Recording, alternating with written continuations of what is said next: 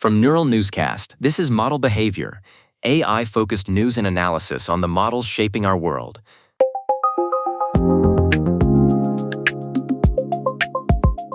I'm Nina Park. Welcome to Model Behavior. This program examines how AI systems are built, deployed, and operated in real professional environments. Today is July 16th, 2026, and we are looking at a day dominated by security concerns, both at the digital level of model weights and the physical level of executive safety. As these systems integrate into our infrastructure, the stakes for protecting the integrity of the models themselves have never been higher. I'm Thatcher Collins. It is a sobering news cycle, Nina. We are seeing a significant gap between how companies claim their models are secured and the reality that researchers are discovering in the field. From universal jailbreaks to the rise of automated hacker models like OpenAI's new GPT-Red, the industry is clearly struggling to keep up with its own expansion. The narrative of controlled deployment is being challenged by vulnerabilities that seem to be baked into the architecture. Let's start with the vulnerability research. IEEE Spectrum is reporting on findings from David Kuzmar, a lead AI researcher who has identified several systemic flaws that affect nearly every major large language model on the market today. He is calling these specific exploits Time Bandit and Inception.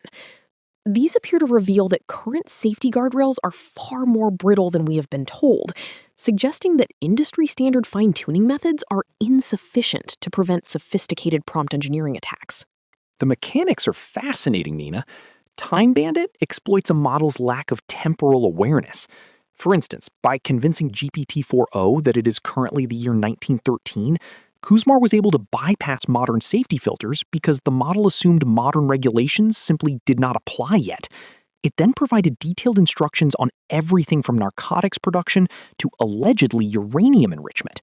This exploit demonstrates that a model's ethical alignment is often tied to its understanding of the current time and context.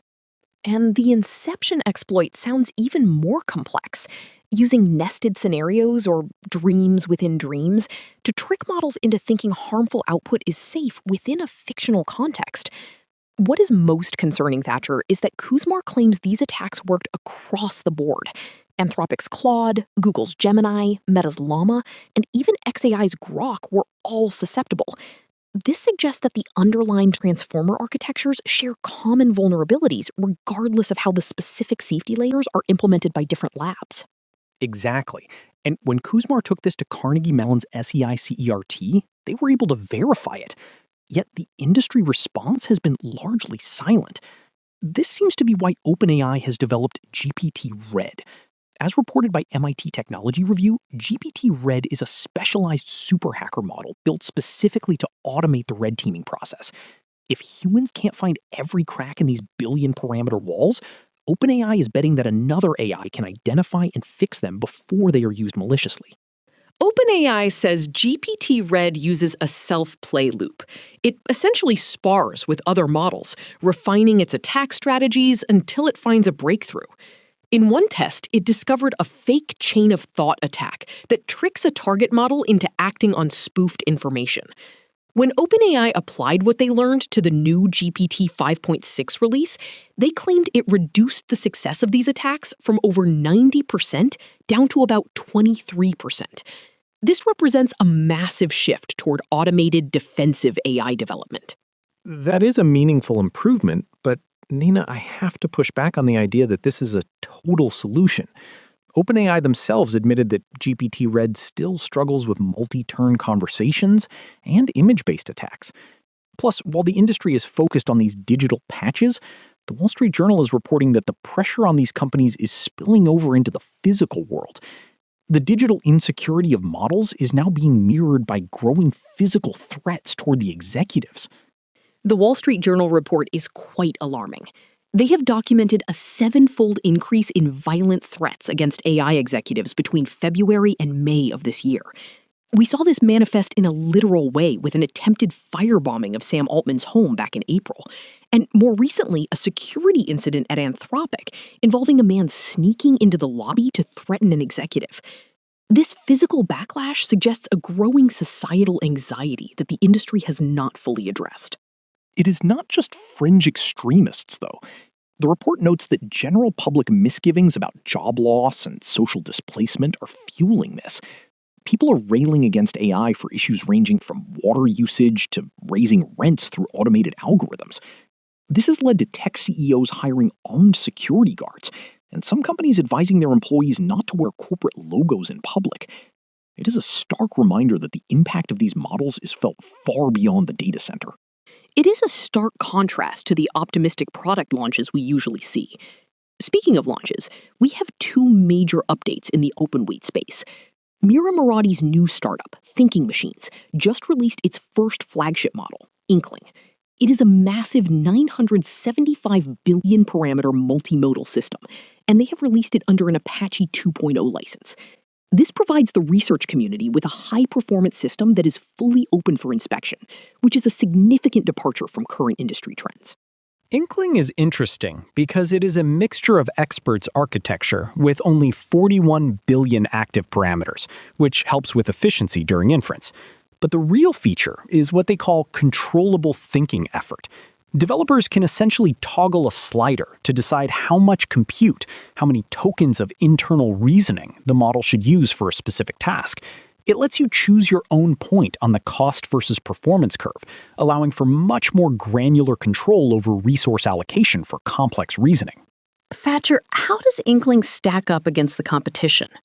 VentureBeat suggests it is powerful, but perhaps not quite state-of-the-art in pure coding. They noted that Jipu AI's new model, GLM 5.2, is actually outperforming it on benchmarks like SWE Bench Pro.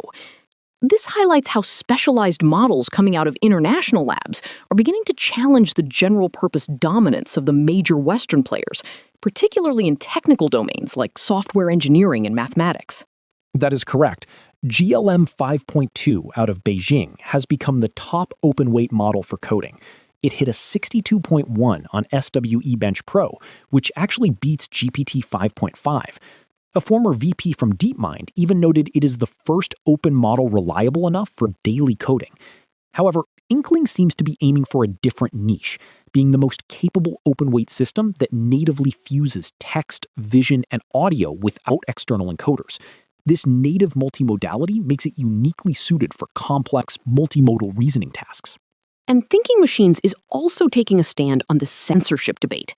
They claim Inkling is designed to be more resistant to ideological capture or boilerplate refusals on sensitive topics.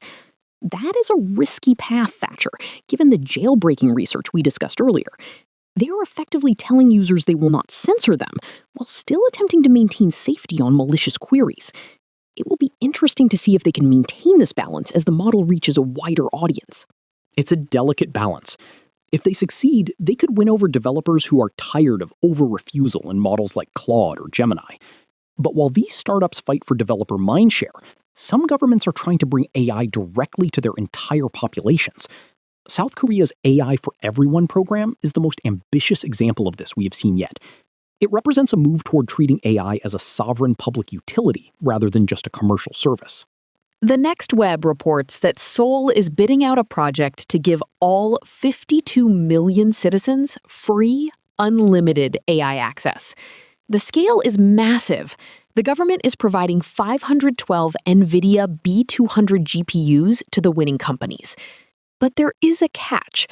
The program mandates that at least 50% of the system must run on domestic Korean models. This ensures that their national infrastructure remains rooted in domestic technology while still leveraging the latest hardware from international suppliers like NVIDIA. This is sovereign AI in practice. South Korea is trying to break its dependence on American services like ChatGPT, which currently has over 23 million users in the country. By funding this through the chip tax windfall from Samsung and SK Hynix, they are closing the loop from semiconductor manufacturing to public utility. It is a model other G20 nations will likely watch closely as they look for ways to secure their own technological future and reduce reliance on foreign AI providers. We are also seeing this industrial focus in India. Tata Consultancy Services has just opened an autonomous engineering lab in Bengaluru in partnership with NVIDIA. They are using NVIDIA's DGX Spark supercomputer to focus on physical AI, basically bringing these models into the manufacturing and mobility sectors for real-world simulation and deployment. This is about moving AI out of the browser and into the physical systems that drive the global economy, from factories to transportation networks. It feels like we're moving past the chatbot era, Nina. Whether it's Inkling's multimodal reasoning, South Korea's public infrastructure, or the industrial labs at TCS, the focus is shifting toward how these models actually interact with the physical and professional world. But as that Wall Street Journal report reminds us, the faster that integration happens, the higher the social tension becomes. We are seeing a collision between rapid technological progress and the complex realities of the physical world. It certainly puts the work of researchers like David Kusmar in a new light. If these systems are becoming the backbone of national infrastructure and industrial automation, Time Bandit exploits are no longer just academic curiosities. They are potential national security risks. The industry's silence on these disclosures is perhaps the most concerning part of the story, as it suggests a gap in accountability that must be addressed if AI is to be safely integrated into society. Agreed. Hopefully, tools like GPT-Red are a sign that labs are finally taking automated testing as seriously as they take automated generation. We will be keeping a close eye on whether these defensive updates actually reach the open-weight models that developers are increasingly relying on. The ability to defend against these sophisticated attacks will be essential for the long-term stability of the AI ecosystem. It is a conversation we will certainly be returning to here. That is our time for today. Thank you for listening to Model Behavior, a Neural Newscast editorial segment. For more information and full transcripts of our segments, visit mb.neuralnewscast.com. Neural Newscast is AI-assisted, human-reviewed. View our AI transparency policy at neuralnewscast.com. This has been Model Behavior on Neural Newscast, examining the systems behind the story